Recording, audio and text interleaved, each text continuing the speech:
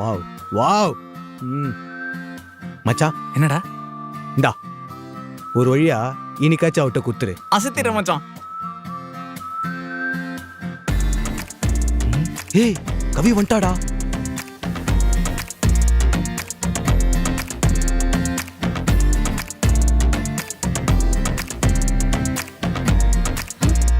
ஏய் அவனுக்காக தானே அங்கேயே நிக்கிறான்.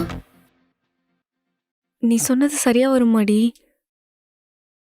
இத பாரு, நீ ஏற்கனவே அவனை ரொம்ப வெயிட் பண்ண வச்சிட்ட. இதுக்கு மேலேயும் நீ பண்ணா அவன் வேற ஆளை பார்த்து போயிடுவான். ஏய் சும்மா ரெடி. நானே என்ன பண்ண போறேன்னு தெரியாம பதட்டத்துல இருக்கேன். நீ வேற. நான் இங்கே இருக்கேன், நீ போய் பேசு. போ போ. அவளும் உன்னை நோக்கிதான் வருகிறாள். All the best. இன்னைக்காச்சும் லவ் சொல்லிடு. லவ் போலோ. I am waiting there. By.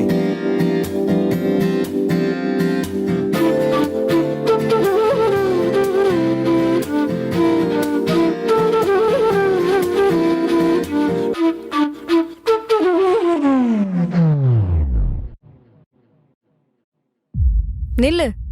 இன்னும் எத்தனை நாளைக்கு தான் இப்படியே என் பின்னாடி சுத்திட்டு இருக்க போற? 2 வருஷமா என்ன சைட் அடிச்சிட்டு இருக்க. ஒரு தடவை கூட வந்து பேசணும்னு தோணலையா? அவ்வளோ நல்ல பையனா? சாரிங்க. ஆ அப்புறம் போற வரப்பெல்லாம் என்ன வெறிக்க வெறிக்க பாக்குறதுக்கு பேர்லாம் என்ன சொல்லுவாங்களாம்? அது வந்து என்ன வந்து போய் சரி சொல்லு.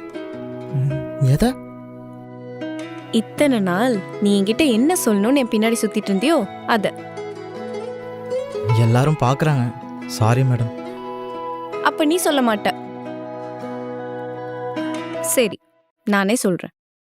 எனக்கு உன்னை பிடிச்சிருக்கு. இது எனக்கு சொல்றதுல எந்த தயக்கமும் இல்லை.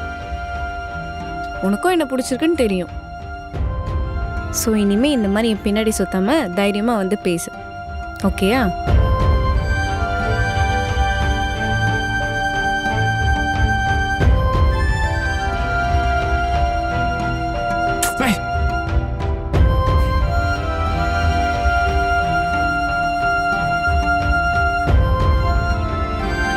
அன்னைக்கு நீ வேற ஒருத்தர் லவ் பண்ணுறேன்னு தெரிஞ்ச உடனே உன்னை டிஸ்டர்ப் பண்ணக்கூடாதுன்னு உன்னை ஃபாலோ பண்ணுறதையும் நிறுத்திட்டேன். இனிமேல் நீ என் லைஃப்பில் இருக்க மாட்டேங்கிறத புரிஞ்சுக்கிட்டு அதுலேருந்து மூவ் ஆனதுக்கு ரொம்பவே டைம் எடுத்துக்கிட்டேன். ஒரு ஒன் சைடு லவ் கூட இவ்வளோ வலிக்குமான்னு அப்போ தான் எனக்கு தெரிஞ்சு. அப்படியே 2 வருஷம் போச்சு. ஒரு நாள் நீ வேலையை முடிச்சுட்டு வரும்போது தான் உன்னை அந்த பஸ் ஸ்டாண்டில் பார்த்தேன். அப்போவே முடிவு பண்ணிட்டேன், லைஃப்பில் எனக்கு கிடைச்ச இந்த செகண்ட் சான்ஸை எக்காரணத்தை கொண்டு மிஸ் பண்ணக்கூடாதுன்னா.